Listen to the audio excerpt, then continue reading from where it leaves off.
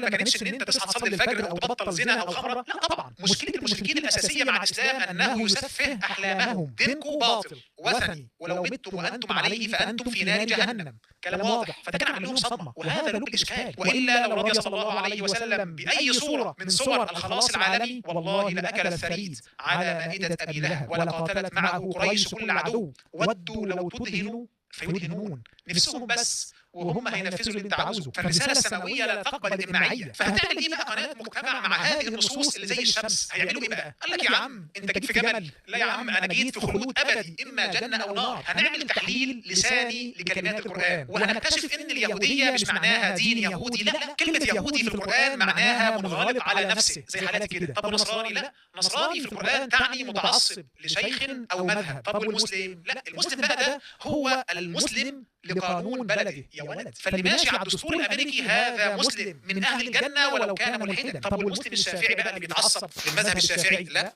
هذا هو النصراني في القران. طب والصابئه؟ قال لك الصابئه الصاد ده حرف ثلاثي الابعاد، هنيجي والله لهذا الكلام. والفسق من الفستق هتشوفوا عجائب في هذه الحلقه. فاكر انت الملحد ده لما حب يحلل لحم الخنزير فقال لك خنزير من خنزر، يعني ما تكونش غدار، لكن كل لحم خنزير بريحتك بألف هنا. لسانيات يا باشا، ده علم. لان لو فكرنا بمنهجيه منطقيه وعقلانيه لان الخنزير هو حيوان زي اي حيوان مثل البقر والغنم والمعيز وكل الحيوانات دي، فحضرتك ربنا خلق حاجه وندم على مخلوقها وقال لك ايه ده معلش انا اسف اصل انا غلطت وخلقت خنزير فعلا سوري يا جماعه بس ما حدش ياكل منه عشان ده فيه بكتيريا وفيه وحش او لحم خنزير. طب ماذا تعني اللحم؟ لحم حضرتك تعمل اللحمه يعني تعمل اللحمه مع الاخرين واتصال معهم، ولكن خنزير يعني ايه خنزير؟ خنزر نظر بمؤخره عينيه، يعني حضرتك تعمل لحمه مع الناس بس عن طريق الخيانه. يعني ربنا خلق الخنزير ومش هناكله. لحم خنزير في علم اللسانيات يعني لحمه بين الناس، وخنزير من خنزر، فكل لحم خنزير بألف هنا. بس اهم حاجه ما تاخدش، اوعى تبص لا مؤاخذه يعني بمؤخره عيني. او نفس الملحد ده استنسخوا منه كام زنديق واتوا بهم في قناه مجتمع. ولنبدا الان القراءه اللسانيه لايات القران وهنطلع لك الخلاص العالمي من كتاب الله. أما نصف اليهود بالتعبير السياسي الدارج حاليا عن مجموعة من الناس أنهم مجموعة عرقية محددة سواء تعيش في أوروبا أو ظهرنا، هل هم جزء من بني إسرائيل؟ هم من بني إسرائيل؟ هل النصارى هي المسيحية؟ هل المسيحية هي النصارى؟ يعني في خلط، يعني هل حاليا موجود أنه متعارف عليه الناس في الديانة اليهودية، في الديانة المسيحية، في الديانة الإسلامية، هذه الخلطة كيف يعالجها نص القرآن؟ هل اليهودي هم اليهود اللي احنا عارفينهم؟ هل المسيحي هو المسيحي اللي احنا عارفينه؟ نشوف التفسير اللساني. بداية أنهم هادوا معناها هادوا مع موسى بعد ما فعلوا من الأفعال، لكن أضيفت الياء فكأنها حولت هذه العودة إلى فكرة محصورة منغلقة زمنيا ومكانيا على فئة معينة سيذكر لك القرآن بعد ذلك ما ينسفها. يعني هي عبارة عن توصيف سلوكي وليس توصيف لمجموعة بشرية محددة. لا ليست مجموعة وليس مرتبطة بعرق. اليهودية في القرآن توصيف سلوكي، ناس منغلقة على نفسها على أفكارها، مش مجموعة بشرية مرتبطة بعرق أتباع الديانة اليهودية اللي احنا عارفينهم. لا، فأنت لو منغلق على أفكارك فأنت اليهودي في القرآن. وعشان كده بتوع تل أبيب مش هم اليهود اللي ربنا ذكرهم في القرآن، لا ده احنا اليهود. هتشوف هذا الكلام بالحرف